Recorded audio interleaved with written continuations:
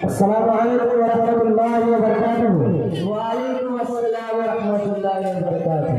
और चाचा मोहतरम बताइए क्या हाल है, सब खैरियत तो है ना? कि अरे मैं कह रहा हूँ सब खैरियत तो है ना? है बाबू ঠিকই আছে আল্লাহর নামে আজখানি বাচ্চা আজখানি পাকা আজখানি খাতা আজখানি মিটা আজখানি দাদা ঘরে চলে গেছে কখনো তো চোখ দিতে পারবে না এত শ্বশুরের বেটা মশা এত জ্বালেছে এই খানদের ছেলের গুন্ডাগার্দি এত বেড়ে গেছে মশাই তলে সামনে সামনে পড়ছে আর যদি কাছড়া জ্বালাচ্ছে তো তো ওখানে বেটা सब ठाड़ बाटे सब वाती बसছে আর কোন করছে ইয়ারকে তো ভালো করে চলেছে দেখছি হারবে কবে আসে আর ইয়ার তো টেনশन এত থাকছে कि रात में नींद भी आसे ना। अरे छोड़िए चाचा ये टेंशन वेंशन तो लगा रहता है। खैर आप ये बताइए आखिर ये आप बैग और लाठी लेकर जा कहाँ रहे हैं? अरे बेटा हम तो आसुरे मेले जाकर ले बाहर এখানে না বুদ্ধপাড়া যাবো বুদ্ধপাড়া গেলে লালপুর যাবো লালপুর গেলে ঘোড়াঘাট कोहली दे नारिया ऐसे बहुत से मोदीपुर जाओ और कौन तक जाया करो बेटा। चाचा इस उम्र में इतनी लंबी सफर ना किया करे पता नहीं कहाँ जिंदगी की शाम हो जाए। अरे बेटा या तो माता को आगे बिल्कुल देखते पाते हम बिल्कुल धोखा खाए ना। अच्छा चाचा आप ये बताइए आखिर आप इतनी दूर जा क्यों रहे हैं? अरे बेटा एक रिश्ता ढूंढते जाती ताकि बिहे हो जाए। अरे चाचा इस उम्र में शादी खैर आप पहले बता देते तो मैं यही कहीं आसपास में शादी करवा देता। धूप छापा हम নিজে লেগে নাকি না আর বেটি লেগে এতে কথা যদি আর বাড়ি वाली শুনে লে তো জানছিস কি হবে লোটা লোটা বদলা লাঠি যত কিছু থাকবে সব নিয়ে পিঠে দড়িয়ে চলে আসবে। হ্যাঁ তো হার লেগে না আমি আর বেটি লেগে रिश्ता करते যাচ্ছি आगे जाते दाओ। रुकिए रुकिए चाचा मैं जान चुका हूँ कि आप अपनी बेटी के लिए रिश्ता तलाश करने जा रहे हैं लेकिन आपको इतनी दूर जाने की क्या जरूरत है? आसपास में ही कहीं देख लेते। अरे बेटा कत जाके देखे कत जगह तो पक्का है रिश्ता लेकिन खानकिर छेलेर जे এত গাড়ির আশি খেয়ে গেছে যদি ছড়ির জায়গাতে যদি ভুইস के ले बांधा देवा जाए ताও भी करबो लेकिन गाड़ी हवा चाहिए है बेटा हमारा बॉस के लगे खैरिए चाचा अब आपको इतनी दूर जाने की जरूरत नहीं है मैं करीब में ही कहीं आपकी शादी करवा देता हूँ आप घबराइए नहीं। अरे बेटा तो कबर को वहाँ नीचे लगे ना हर बेटी लगे हर बाड़ी वाले कैसे मार खाए अगर इरादा से नहीं समझ रहा हूँ आप बार बार इसे अपने ऊपर ले रहे हैं। दरअसल मैं भी एक लड़की की तलाश में निकला था और लड़का हमारे रिश्तेदार का ही है। खैर अब आप ये रिश्ता पक्का समझ लें और जल्दी से मिठाई वगैरह का इंतजाम कर लें इसलिए कि जब रिश्ता अच्छा मिल जाए तो ताखिर नहीं करनी चाहिए। है एटे वाला कथा याकी कोई चटवाली पट गया है तो तुम्हें लाडका वाला लगे खबर करोगा हम चट के रह जाए चाहे मीठा मंडल व्यवस्था कर ले आंशी। ठीक है चाचा।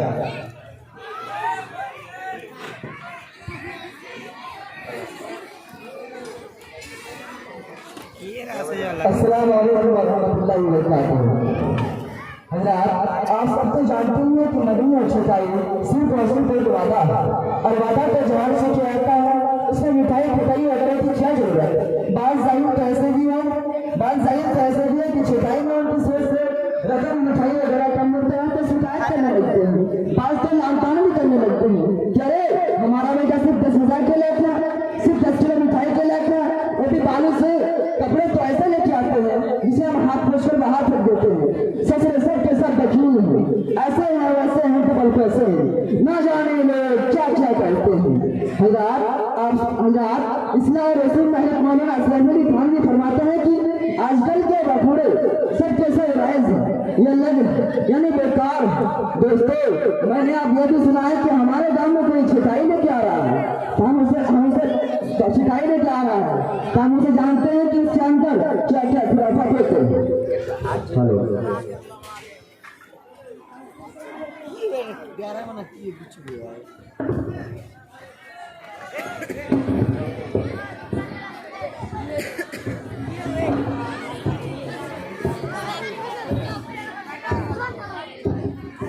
अरे दादा कुठे আছে? अरे बेटा डायलॉग करते जाते। अरे दादा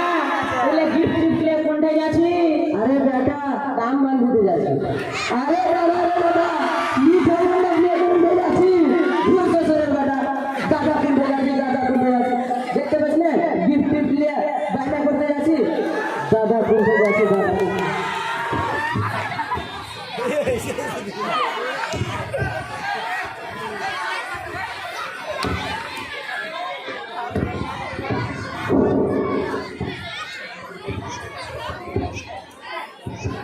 अस्सलाम वालेकुम वरहमतुल्लाहि वबरकातुहू। वालेकुम अस्सलाम वरहमतुल्लाहि वबरकातुहू। और चाचा क्या हाल है? सब ভালো, তোমাকে তো কি हम খবর? भी ठीक ठाक है। তবে চট করে কিছু লেনদেনের কথা কয়ে দাও। अब लेन देन की क्या बात करें, अब आप तो जानते ही हैं कि आजकल क्या क्या चीजें दी जाती है। मतलब मैं उसका लिस्ट बना कर ले आया हूँ। पलांग, मछली, गद्दा, रजाई, तेल, हंडी, बड़ी कढ़ाई, छोटी पेटी, बड़ी पेटी, अलमारी सेट, खाना सेट, पानी सेट, शरबत सेट और डिनर सेट। ये आम चीजें तो सब देते हैं, इसमें लेन देन की क्या बात करें। তোবা তোবা, লাগছে কি যে দেহের সামান নিয়ে শোরুম খুলে রে দাদা আছে। বাপ রে বাপ, और ये आम चीजें तो सब देते हैं, इसमें ताज्जुब की क्या बात है। एक और बात बता दे, हमने जहाँ जहाँ रिश्ता देखा है हर जगह से गाड़ी मिल रही थी। कहीं पे सीधे गलत, अरे चाचा सीधे दिले नहीं, सीधी दिले, सीधी दिले। तो कहीं पे फैशन करो। अरे फैशन करो नहीं चाचा, फैशन करो। गाड़ी नाम कोई में ढंग नहीं, और चला से गाड़ी चाहते है तो থাকলে কথা कि सब जितने सामान बेचছে ওগুলো কোনো রকম ধার কর্জা করে দিয়ে দেবে, लेकिन থাকলে কথা এটা कि हम गाड़ी দিতে পারবো। तब तो बगैर गाड़ी के हमारा बेटा मानेगा ही नहीं। उसने तो ये भी कहा है कि लड़की चाहे जैसे भी मिले उससे फर्क नहीं पड़ता, पर गाड़ी जरूर मिलनी चाहिए। चलो ঠিকই আছে, কোনো রকম করে ধার কর্জা করে ঘর বাড়ি বেচে দিয়ে দেবো গাড়ি। গাড়ির গুলো তো আজকাল কেউ কথাই কহে না। আচ্ছা একটা কথা কहो, তোমরা কি বহু দেখতে আসবে? वो तो आना ही पड़ेगा, बगैर देखे काम कैसे चलेगा और इत्मीनान कैसे होगा। হ্যাঁ তো বহু দেখতে আসবে, তুই একটা কাম করবি, একটা মেহনত লাগবে, যত মেহনত আসবে খালি এক ব্যবহার করবে, তবে সবই তো ঠিকই আছে, খালি লাভটা একটু বুঝে আছে। আর যদি চোরগালা যদি বড় বড় হয়ে থাকে তোকে ডাগি চোখে, আর ছোটো ছোটো না থাকে তোকে বুঝি চোখে। আর যদি একটু চুলগালা বড় থাকে তোকে কি চোখে, আর ছোটো থাকে তোকে বাজি করবো। আর যদি একটু মোটকা থাকে তোকে মোটকি ধরবি, আর একটু যদি পাতলা থাকে তোকে পাটকি, আর একটু লম্বা যদি থাকে তোকে তালের গাছ, আর একটু ছুটু হয়ে থাকে তোকে ফুটকি। হ্যাঁ তো নিজের পেপারটা তোকে আর্থিকে দেখিনি, আর পরে রাত ব্যবহার করতে কত। আচ্ছা একটা কথা কও, তোমার বয়রাটিতে কয়টা মানুষ লাগবে? कम से कम 300 से 350 तक लेकर आएंगे। बाप रे बाप, 300 से 350 यात्री मानुष आगे पूरा गाय बोलते जगह आते हम पूरा गाय बोल है। तो एक काम करो, चेटी कम करे लानियो, तुम्हारे को खर्चा कम है, आगे खर्चा कम है, अब परेशानियों कम है। देखो भाई, हमने तो सोचा था कि 500 बारात लेकर आएंगे, लेकिन आपका हाथ देकर इरादा बदल गया, और इतने बारात तो अक्सर लोग लेकर आते ही हैं।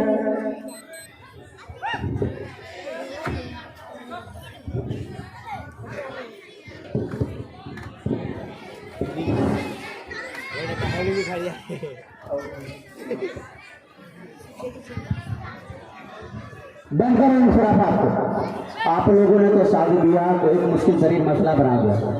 ऐसा लग रहा है कि आप लोग शादी नहीं सौदा कर रहे हैं और अपने लड़के को बेच रहे हैं। मेरे भाई कुछ तो शर्म करो, तुम एक मुसलमान हो। अरे बेटे, लड़के की परवरिश में कितना वक्त लगता है और कितनी मेहनत करनी पड़ती है, और खर्च भी बहुत ज्यादा आता है। ये इतना बड़ा था जब पैदा हुआ था, तुम्हें क्या मालूम। तो क्या लड़की इतनी बड़ी पैदा हुई थी? लड़की के माँ बाप इतने मेहनत से नहीं पालते, बल्कि आज के इस प्रोफेशन दौर में लड़के के बनिस्बत लड़की की परवरिश करना और ज्यादा मुश्किल हो गया है। अरे बेटे, पर हमने तो सिर्फ उसी चीज की मांग की है जो आमतौर पर दी जाती है और जिनके देने के रिवाज है। रिवाज तो आप जैसे दुनियादारों ने बना लिया। क्या आप सल्लल्लाहु अलैहि वसल्लम के दौर में और आप सल्लल्लाहु अलैहि वसल्लम के सहाबा के दौर में यह तरीका राइज था? आज आप लोगों की वजह से बेचारे लड़की वाले परेशान रहते हैं। हालांकि शरण लड़की वालों पर शादी में शरण कोई खर्च नहीं है, यानी जो खर्च है वलीमा महर और लड़के पर है। लेकिन आज उल्टी गंगा बह रही है। और आपने गाड़ी का भी मुताला किया, जब आपको गाड़ी का इतना शौक है तो गाड़ी खुद क्यों नहीं खरीदोगे? क्यों इस तरीके से भीख मांग रहे हो? अरे बाबू हम गाड़ी कहाँ से खरीद सकते हैं? हम जो कमाते हैं उससे मेरे घर का खर्च पूरा नहीं होता, और जो हमारा बड़ा बेटा सब है वह सब निकम्मा निठल्ला है। जो कमाता है वह सब ड्रीम 11 गेम, मोबाइल रिचार्ज और पान पुड़िया वगैरह में ही बर्बाद कर देता है। जब आप परेशानी की वजह से गाड़ी नहीं खरीद पा रहे हो, क्या इन चचा के पास गाड़ी की एजेंसी है? देखो बेटा, हर माली हालत के कोनो रकम धार कर्जा करे हालटा साइकिल चोड़े वाला छे, आ ई गाड़ी जे আছে এটা শুনে তো हर माथा खराब होची। हेलो, अफसोस है आप जैसे लोगों पर जिनके पास साइकिल देने की ताकत नहीं और गाड़ी का मुतालबा कर रहे हैं। यही वजह है कि आज के बूढ़े बाप भी कमाने पर मजबूर है। किसी ने क्या खूब कहा, रहने सहने का मेरा जब से ठिकाना हो गया, जाने क्यों दुश्मन मेरा तब से जमाना हो गया। बेटियों की शादियों की फिक्र में एक बूढ़ा बाप कल कमाने के लिए घर से रवाना हो गया। और आपने क्या कहा, बाराती 300 साढ़े 300 आएंगे। मेरे भाई, आखिर जरूरत क्या है इस तरह से लाकर लड़की वालों को परेशान करने की क्या जरूरत है? देखो भाई, असल में बात यह है कि हम इलाका घूम कर सबकी बारात में गए हुए हैं। अब अगर हम अपने लड़के की शादी में लोगों को नहीं बुलाएंगे तो लोग क्या कहेंगे? लोग नाराज नहीं हो जाएंगे? होने दो नाराज। क्या आपने हदीस शरीफ नहीं सुनी? अल्लाह की नाफरमानी में मखलूक की इताअत करना और मखलूक को खुश करना या जायज नहीं है। आप सिर्फ वह काम कीजिए जिससे अल्लाह ताला खुश और राजी हो। तो बाबू, क्या बारात ले जाना हराम है? अच्छा बेटा, একটা কথা কও তো, ইয়ারা যেগুলো হার করেছে আছে ওইগুলো কি জায়েজ আছে? আর কেউ যদি নিজের বেটিকে কিছু দেয় ওইটা কি জায়েজ আছে? देखिए, यह सब बहुत बड़े बड़े सवालात हैं, मुझे जो कि अभी बहुत ज़्यादा इल्म नहीं है, क्योंकि मैं एक तालिब इल्म हूँ। इसलिए इन सारे सवालात का जवाब देने के लिए मैं मौलाना वक़ार अहमद कासमी को बुलाना चाहूँगा। अस्सलाम वालेकुम रहमतुल्लाहि व बरकातुहू। वालेकुम अस्सलाम व रहमतुल्लाहि व बरकातुहू। और मौलाना साहब खैरियत से हैं? अल्हम्दुलिल्लाह। आप इस वक्त कहाँ पे हैं? मैं एक मीटिंग के लिए बाहर जा रहा हूँ। जरा अपनी मशगूले से थोड़ा वक्त निकाल कर अबू बकर मेमोरियल स्कूल में चले आइए। यहाँ कुछ लोग किसी मसले के बारे में कंफ्यूजन में पड़े हुए और आप उनको इत्मीनान बख्श जवाब दीजिए। मैं एक मीटिंग के लिए बाहर जा रहा था, क्योंकि आपका मसला बड़ा अहम है, लिहाजा मैं अभी आ रहा हूँ।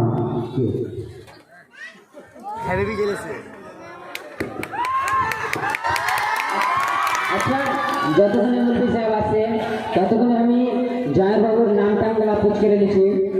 अच्छा जय बाबू, तुम्हारा नाम की? जी, मेरा नाम शफीक आलम। तुम्हारा अब्बा नाम? मेरा अब्बू का नाम जमालुद्दीन। तुम कत नहीं पढ़ा लिखा? मैं 8वीं क्लास पास हूँ। तुम की काम करছো?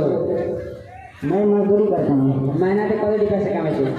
महीने में वैसे ही 5 से 6-7 हज़ार कमाने। अच्छा, मुलबी साहेब আসবার টাইম হয়ে গেছে, যা কথা থাকতো বাদে कुछ कर लेंगे।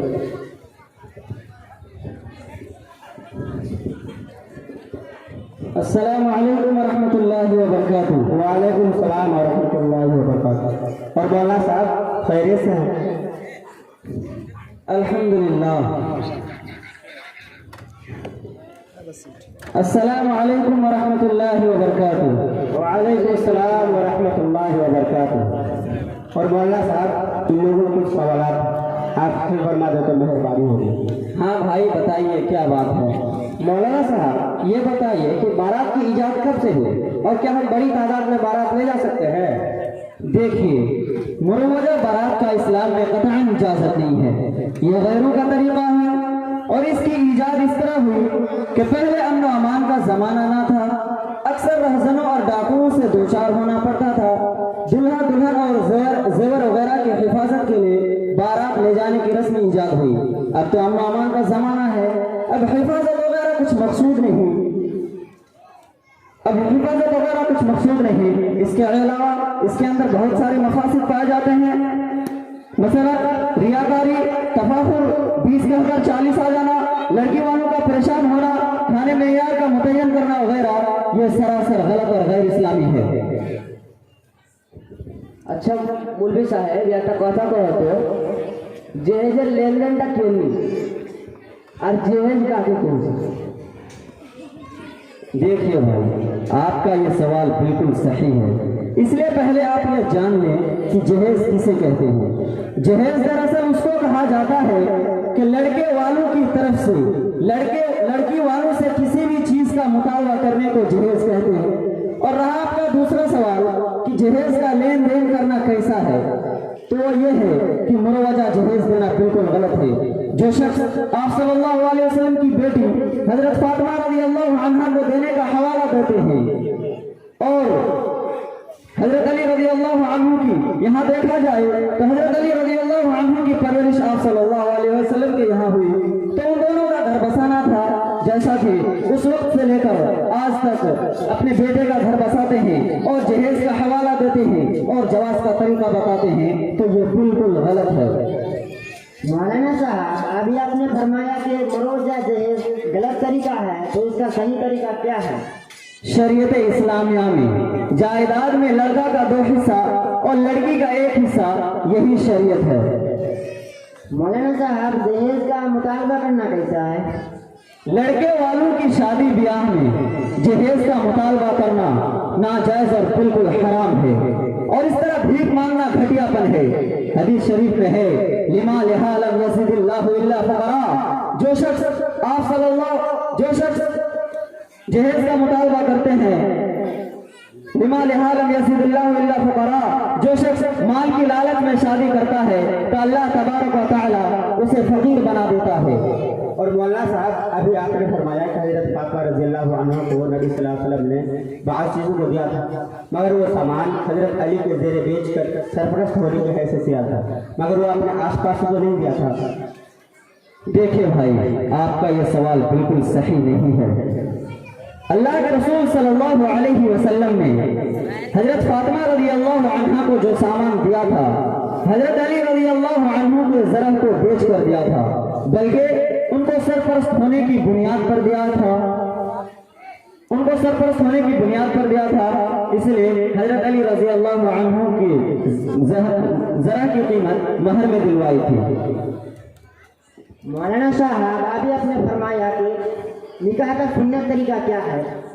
मौलाना साहब, निकाह का सुन्नत तरीका क्या है, बताइए। किताब नमाज़िल जुज़ नंबर 8 सफ़ा नंबर 58 पर निकाह की अव्वलीन सुन्नत यह है कि रिश्ता करते वक्त दीनदारी को बुनियाद बनाया जाए, उसके बाद सादगी के साथ तकरीब की जाए, फजूल खर्ची और रियाकारी से मुकम्मल एतराज़ किया जाए, और बेहतर यह है कि निकाह मस्जिद के अंदर मुनाकिद हो और उसका बाकायदा ऐलान किया जाए, और लड़की की रुखसती के बाद लड़के वालों को हस्ब इस्तिताअत शुक्राने में वलीमा का एहतमाम किया जाए। याद रखिए, जिस शादी में जितना कम खर्च होगा वो उतनी ही बरकत वाली होगी। हदीस शरीफ में है, इन्ना अज़मन निकाह बरकतन ऐसरहु माअउनिही, सबसे बरकत वाला निकाह वो है जिसमें कम से कम खर्च हो। मौलाना साहब, आपका बहुत बहुत शुक्रिया। आपने हमारे सारे सवालों के जवाब तसल्ली बख्श और दलाइल के साथ दे दिया। अब हम भी अपने बच्चों के निकाह इस्लामी तरीके पर सादगी के साथ करेंगे और दूसरों को भी इसकी तरकीब देंगे। और चाचा, आप भी सुन लीजिए कि हम अपने बच्चे के निकाह आप ही की बेटी से कराएंगे, लेकिन जहेज में बगैर किसी किस्म के साजो सामान और गाड़ी के तलब के बगैर, क्योंकि शादी ब्याह के फजूल खर्ची के मुताबिक मौलाना साहब के बयान ने मेरी आंखें खोल दी। लिहाजा हमें चाहिए कि हम अपने बच्चे के निकाह इस्लामी तरीके पर सादगी के साथ करें और दूसरों को भी इसकी तरकीब दें। शुक्रिया मौलवी साहेब, তোমার বায়ানে তো আমার থেকে গরিব মানুষের 3-3.5 লাখ টাকার বাচ্চা হইল। আল্লাহ তুমি মৌলভী সাহেবকে মরবে পরে জান্নাতে দিও। এটা কথা আমি আর বাড়িতে খুশ খবর দিয়ে আসি।